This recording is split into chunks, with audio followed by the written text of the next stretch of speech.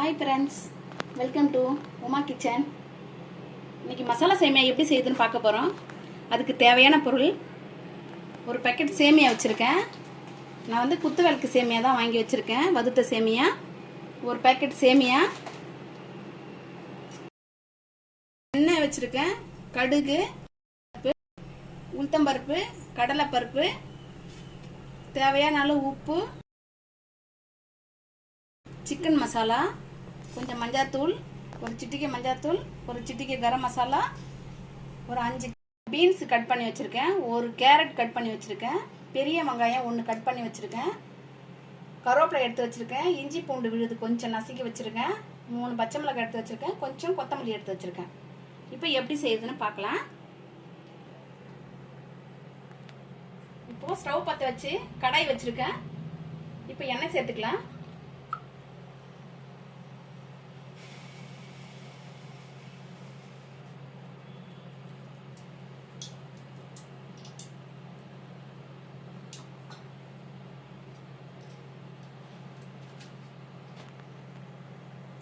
கொஞ்சம் எண்ணெய் சேர்த்துட்டு 1 ஸ்பூன் நெய் சேர்க்கிறேன்.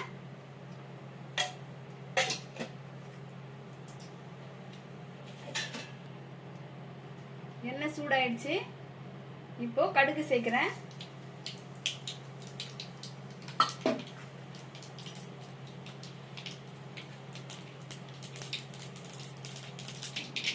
இப்போ கடலைப்பருப்பு சேர்க்கிறேன், உளுத்தம்பருப்பு சேர்க்கிறேன்,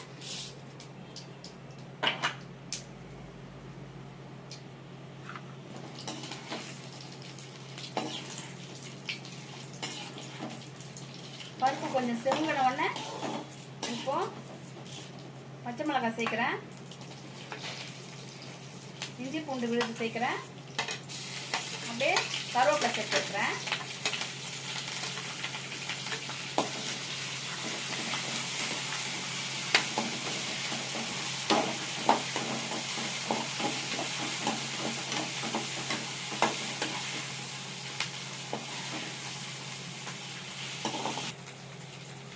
இப்போ வெங்காயம் சேர்க்கிறேன்.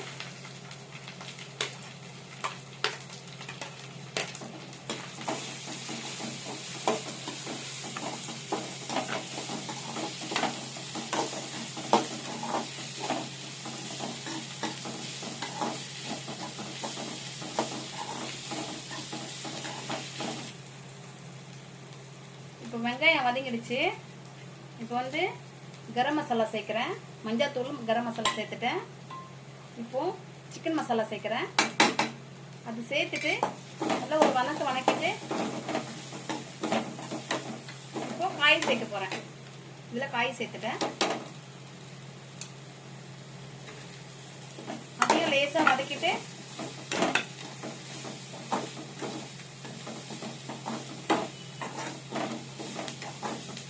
இப்போ அதில் தண்ணி எடுத்து சேர்த்துட்டு தேவையான அளவு உப்பு சேர்க்க போகிறேன்.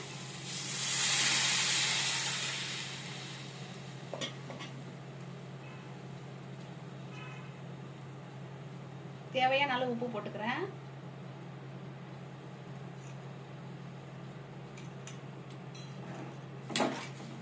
இப்போ இது 2 நிமிஷம் நல்லா கொதிச்சு காய் வெந்ததுக்கு அப்புறம் சேமியா சேர்க்க போறேன்.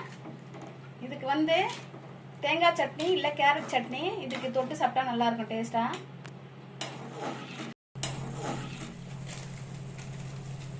இப்போ நல்லா கொதிக்குது, காய் வேகுது. இப்போ சேமியா சேர்க்கிறேன்.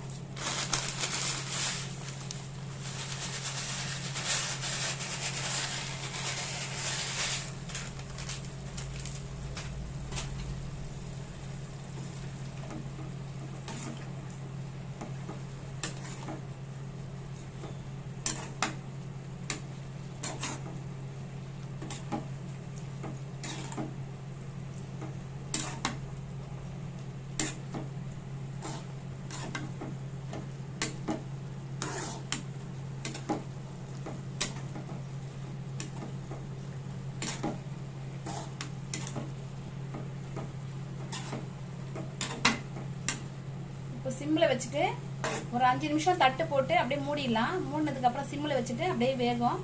வெந்ததுக்கு அப்புறம் எடுக்கலாம்.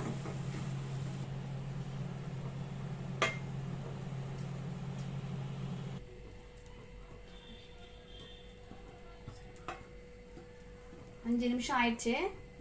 இப்போ எடுக்கலாம். சேமியா ரெடி ஆயிடுச்சு. சேமியா முழுகிற அளவுக்கு தண்ணி ஊற்றினா ஒரு மாதிரி பிசு பிசுன்னு வரும், உதிரி உதிரியாக வராது. நான் கம்மியாக தண்ணி ஊற்றினேன். பாருங்க, நல்லா உதிரி உதிரியாக இருக்குது. இந்த மாதிரி உதிரி உதிரியாக பூவாக இருந்தால் தான் நல்லாயிருக்கும் சேமியா.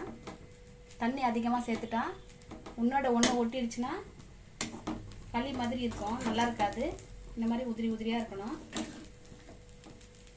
மசாலா சேமியா ரெடி ஆயிடுச்சு பாருங்க.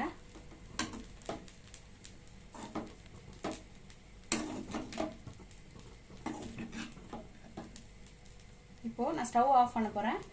கொத்தமல்லி சேர்த்துக்கலாம் லாஸ்டா.